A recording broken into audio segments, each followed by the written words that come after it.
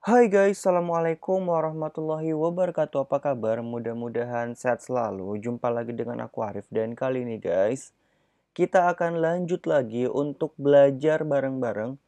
Belajar sama-sama untuk mempersiapkan teman-teman dalam menghadapi tes SKD persiapan CPNS tahun 2021 nanti ya. Dan kali ini kita akan ngebahas soal TKP HOTS dengan materi anti radikalisme karena ini adalah materi baru. Jadi aku pengen teman-teman mulai terbiasa untuk ngerjain soal-soal anti radikalisme ya.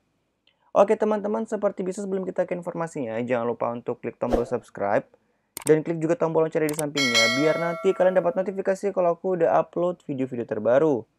Share juga videoku ke teman-teman kalian dan jangan lupa juga untuk follow akun Instagramku di @muhammadarifm. Oke, kalau udah tanpa berlama-lama lagi, kita langsung aja ke soal yang pertama. Ini dia. Peringatan disampaikan Presiden Jokowi terkait ancaman ekspansi ideologi transnasional radikal. Jokowi pun meminta penanaman nilai-nilai Pancasila dilakukan dengan cara-cara yang luar biasa. Pernyataan itu disampaikan Jokowi saat memimpin upacara peringatan Hari Lahir Pancasila 2021 seperti disiarkan di akun YouTube Sekretariat Presiden pada hari Selasa tanggal 1 bulan 6 2021. Mulanya Jokowi berbicara mengenai tantangan Pancasila yang tidak mudah. Walaupun Pancasila telah menyatu dalam kehidupan kita, sepanjang Republik Indonesia ini berdiri, tantangan yang dihadapi Pancasila tidaklah semakin ringan. Globalisasi dan interaksi antar belahan dunia tidak serta-merta meningkatkan kesamaan pandangan dan kebersamaan, kata Jokowi. Jokowi meminta semua pihak waspada terkait rivalitas antar ideologi, termasuk soal meningkatnya ideologi transnasional di era disrupsi teknologi ini. Yang harus kita waspadai adalah meningkatnya rivalitas dan kompetisi termasuk rivalitas antar pandangan, rivalitas antar nilai-nilai, dan rivalitas antar ideologi. Ideologi transnasional cenderung semakin meningkat, memasuki berbagai semua lini kehidupan masyarakat. Dengan berbagai cara dan berbagai strategi perkembangan ilmu pengetahuan dan teknologi, juga mempengaruhi lanskap kontestasi ideologi, ujar Jokowi. Sebagai seorang calon ASN, bagaimana Anda akan menyikapi isu radikalisme berkenaan dengan kekhawatiran adanya ekspansi ideologi transnasional radikal? A. Isu radikalisme adalah permasalahan yang baru saja terjadi dan sebaiknya diadakan kajian khusus. B. Pancasila harus menjadi fondasi dalam mengembangkan ilmu pengetahuan dan teknologi yang berkeindonesiaan. C. Calon ASN harus proaktif mencari berita tentang radikalisme dan dibagikan di sosial media agar masyarakat waspada. D. Ideologi dan pemahaman radikalisme akan berkurang apabila masyarakat diberikan pendidikan tentang arti radikalisme secara menyeluruh. Atau yang E, meminta pemerintah agar menjaga kedaulatan negara dari adanya pemahaman radikalisme. Silakan teman-teman, kalau misalnya kalian pengen mikir-mikir dulu, pause aja video aku. Tapi kalau mau langsung tahu jawabannya, langsung aja di play, kita bahas bareng-bareng ya. Nah, dalam hal kita berbicara mengenai ekspansi ideologi transnasional radikal, hal yang paling penting ditekankan adalah penanaman nilai-nilai Pancasila. Kita harus menjadikan Pancasila sebagai fondasi dalam mengembangkan ilmu pengetahuan dan teknologi yang berkeindonesiaan. Jadi dalam hal kita menangkal ekspansi ideologi transnasional, yang pertama perlu dilakukan adalah kita harus tahu bahwa Pancasila adalah ideologi yang diterapkan di Indonesia. Maka dalam pilihan-pilihan ini, yang punya skor 5 adalah yang B. Jadi kita harus menjadikan Pancasila sebagai fondasi dalam mengembangkan ilmu pengetahuan dan teknologi yang berkeindonesiaan. Jadi ketika kita sudah menjadikan Pancasila sebagai fondasi, ideologi apapun yang berusaha untuk diberikan atau ditanamkan itu tidak akan berhasil. Ya. Nah, untuk tahu skor-skornya itu adalah sebagai berikut. Jadi nanti ketika teman-teman berhadapan dengan soal-soal ya yang berhubungan dengan ideologi, maka carilah jawaban yang mengarahkan Pancasila sebagai fondasi ataupun patokan ya. Nah, untuk poin 4 itu adalah yang D. Ideologi dan pemahaman radikalisme akan berkurang apabila masyarakat diberikan pendidikan tentang arti radikalisme secara menyeluruh. Poinnya kurang dibanding dengan yang B karena dia tidak mencantumkan poin Pancasilanya. Jadi ketika kita memberikan pemahaman radikalisme itu bagus ya, tapi masih lebih kurang dibanding jawaban yang B. Gitu. Kemudian yang poin ketiga adalah yang C. Calon ASN harus proaktif mencari berita, kemudian kita bagian di sosmed supaya masyarakat waspada. Lalu kemudian yang skor 2 adalah isu radikalisme adalah permasalahan yang baru saja. Kemudian yang skor paling kecil adalah yang E, meminta pemerintah. Yang perlu kita garis bawahi, kenapa ini poin yang paling rendah? Teman-teman baca soalnya. Sebagai seorang calon ASN, bagaimana Anda akan menyikapi isu radikalisme? Jadi di sini teman-teman itu calon ASN yang nantinya akan menjadi ataupun turut serta di dalam membantu pemerintah untuk menangkal ekspansi ideologi transnasional. Jadi ketika teman-teman di sini hanya meminta pemerintah ataupun hanya berpangku tangan, itu tidak mencerminkan sikap sebagai seorang ASN. Jadi jangan cuma berpangku tangan, jangan cuma menyuruh, harus ada actionnya. Makanya yang E, ya cuma meminta pemerintah itu poin yang paling kecil. Ya, teman-teman harus proaktif. Sebelum kita lanjut, buat teman-teman semua, aku pengen rekomendasikan buku yang nantinya akan dapat free mentoring dengan mentor profesional. Dan kalian yang udah beli buku bakal di-invite di grup khusus untuk belajar bareng yang mana nanti kalian bakal dibimbing langsung oleh mentor profesional. Sekarang kalian order aja, aku udah cantumkan linknya di bawah.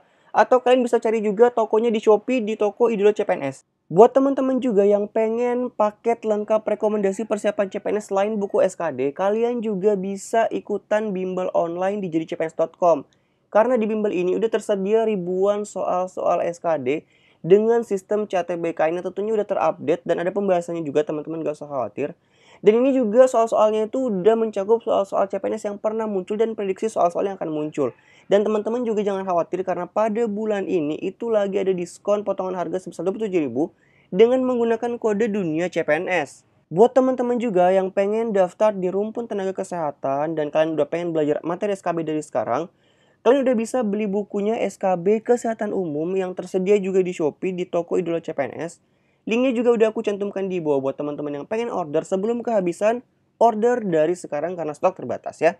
Oke teman-teman, kita lanjut ke soal yang kedua, ini dia. Menteri Pendayagunaan Aparatur Negara dan Reformasi Birokrasi Menpan RB Cahyokumolo mengungkapkan adanya paham radikalisme di lingkungan pemerintah. Bahkan Cahyo kerap mencopot oknum PNS yang terpapar paham radikalisme dan terorisme. Hal ini disampaikan Cahyo saat menghadiri rilis survei Lembaga Survei Indonesia atau LSI bertajuk Tantangan Reformasi Birokrasi, Persepsi Korupsi, Demokrasi, dan Intoleransi di Kalangan PNS. Cahyo awalnya mengungkap paham radikalisme sangat erat kaitannya dengan praktek intoleransi. Dia menyayangkan banyak kehilangan orang-orang pandai di lingkungan pemerintahan akibat hal ini. Kami banyak kehilangan orang-orang pintar yang seharusnya dia bisa duduk di eselon 1, yang dia seharusnya bisa duduk di eselon 2, yang seharusnya dia bisa menjadi kepala badan atau lembaga, tapi dalam TPA atau tes potensi akademik, dia terpapar masalah-masalah radikalisme dan terorisme, kata Cahyo pada hari Minggu tanggal 18 bulan 4 2021. Pertanyaannya, pernyataan Cahyokumolo merupakan kondisi yang juga terjadi pada instansi Anda. Saat ini di bidang yang Anda pimpin, ada staf yang Anda curigai sudah terpapar pemahaman radikalisme. Bagaimana sikap yang sebaiknya Anda ambil? A. Mengusulkan kepada bagian kepegawaian agar memberhentikan saja staf tersebut. B. Mengajak staf tersebut untuk berbicara secara personal dan menanyakan mengenai kecurigaan Anda agar mendapatkan klarifikasi. C. Menjadikan bahan obrolan di kantor agar staf tersebut meninggalkan pemahaman radikalisme. D. Merapatkan dengan bidang yang lain mengenai tindakan yang sebaiknya kita ambil. E. Melaporkan kepada bagian kepegawaian agar kecurigaan Anda dapat ditelusuri dan ditindaklanjuti. Menurut teman-teman jawabannya yang mana? Kalau kalian pengen mikir-mikir dulu, silahkan di post video aku. Tapi kalau pengen langsung tahu jawabannya, langsung aja di play, kita bahas bersama-sama ya. Nah, di sini perlu teman-teman garis bawahi ya. ada beberapa kata-kata yang perlu teman-teman highlight.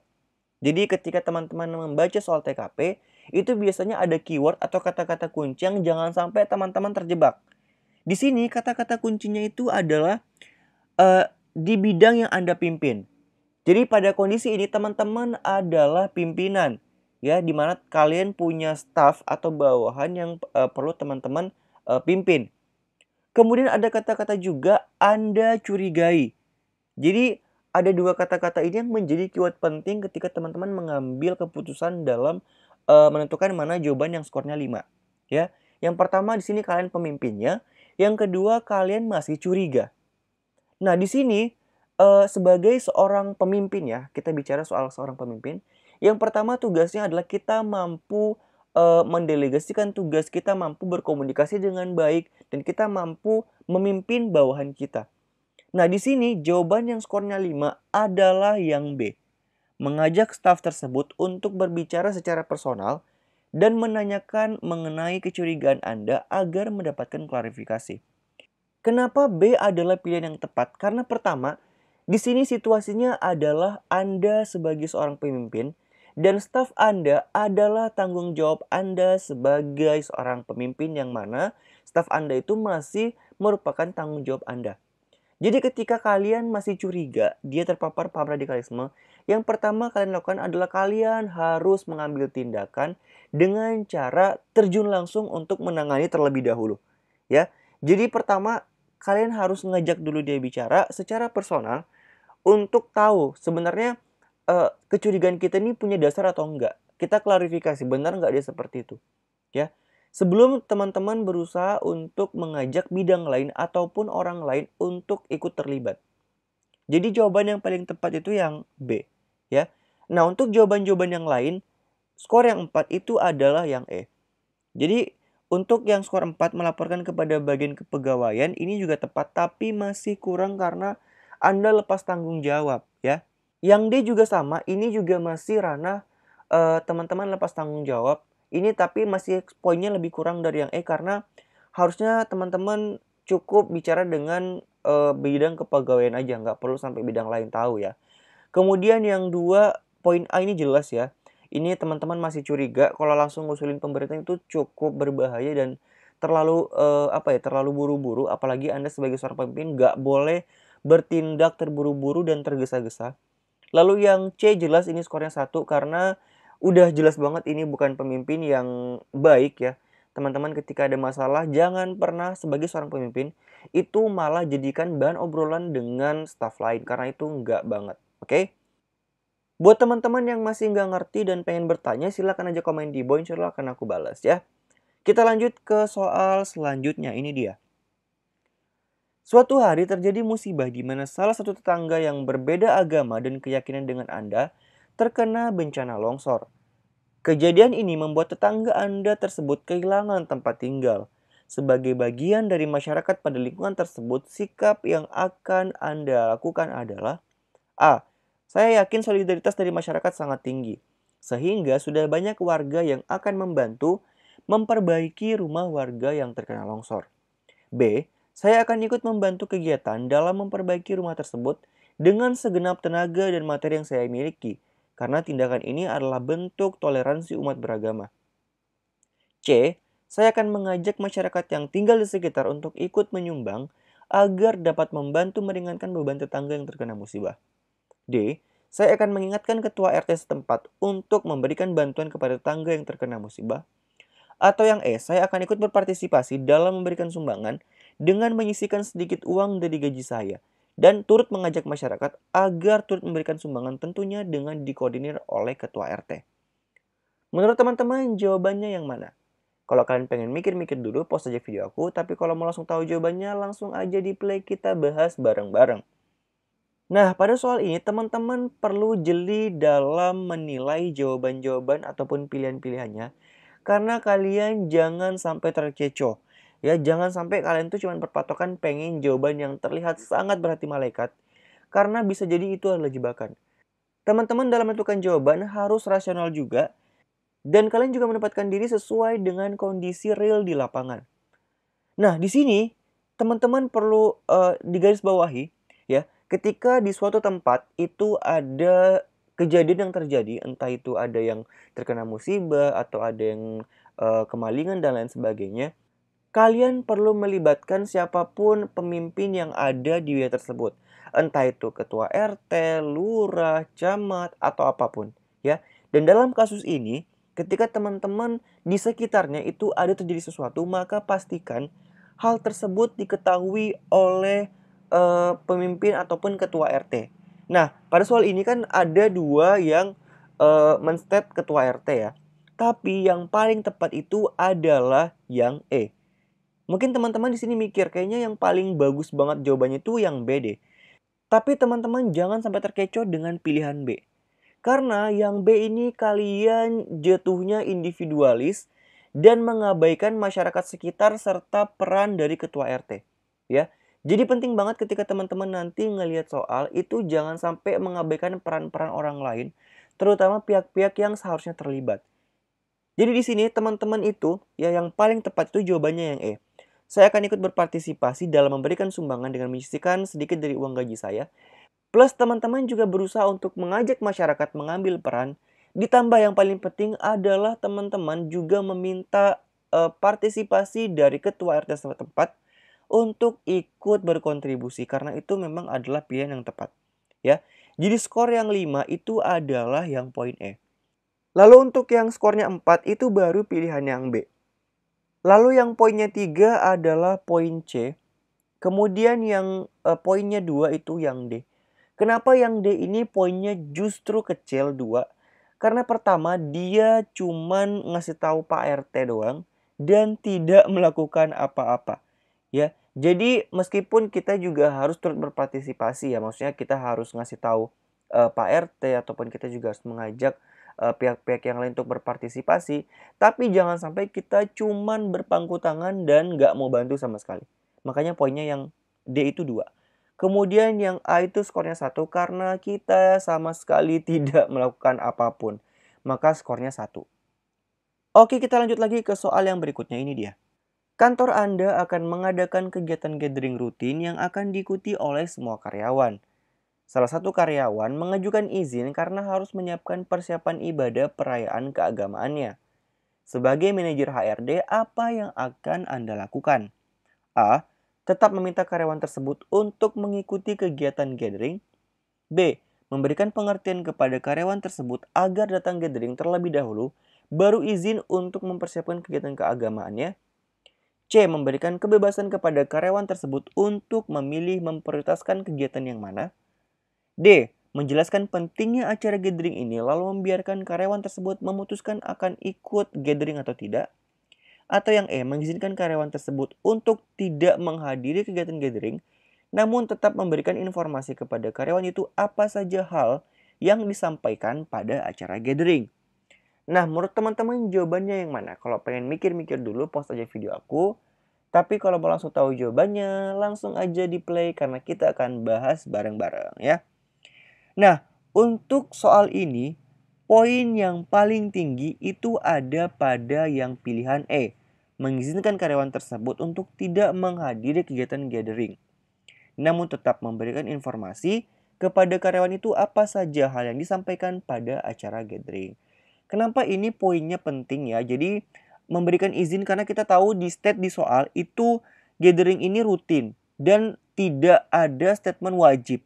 Jadi ketika ada kegiatan yang mana itu bukanlah kegiatan wajib perusahaan dan ada teman-teman ataupun ada karyawan lain yang memang izin untuk menyiapkan perayaan keagamaannya, maka sudah sewajarnya diberikan izin karena memang bukan hal yang urgent ya untuk ikut gathering ini gitu. Makanya untuk yang soal ini, poin yang paling tinggi itu adalah yang E. Untuk skor-skor yang lain, poin yang 4 itu yang C. Memberikan kebebasan kepada karyawan tersebut untuk memilih memprioritaskan kegiatan yang mana. Jadi semakin kita memberikan toleransi kepada teman-teman ataupun karyawan yang akan melaksanakan kegiatan ibadahnya, maka skornya paling tinggi. Lalu yang poinnya 3, menjelaskan pentingnya acara gathering ini lalu membiarkan karyawan tersebut memutuskan akan ikut gathering atau tidak. Yang skor 2, memberikan pengertian kepada karyawan tersebut agar datang gathering terlebih dahulu, baru izin untuk mempersiapkan kegiatan keagamaannya. Lalu skor paling rendah adalah yang A tetap meminta karyawan tersebut untuk mengikuti kegiatan gathering karena ini bukanlah tindakan yang mencerminkan toleransi umat beragama. Makanya skor yang A itu paling kecil ya. Oke teman-teman, jadi mungkin itu aja untuk soal-soal TKP dengan materi anti radikalisme. Kalau teman-teman punya pertanyaan silahkan komen di bawah. Dan teman-teman juga yang pengen usul kita ngebahas apa setelah ini silahkan juga komen di bawah ya. Oke teman-teman, jadi mungkin itu aja informasi dan pembelajaran kita pada hari ini. Insya Allah aku akan share lagi ke teman-teman semua informasi dan pembelajaran materi lainnya untuk persiapan teman-teman dalam menghadapi SKD CPNS tahun 2021. Terima kasih sudah menyaksikan dan insya Allah kita akan jumpa lagi pada video selanjutnya. Assalamualaikum warahmatullahi wabarakatuh dan sampai jumpa. Bye-bye.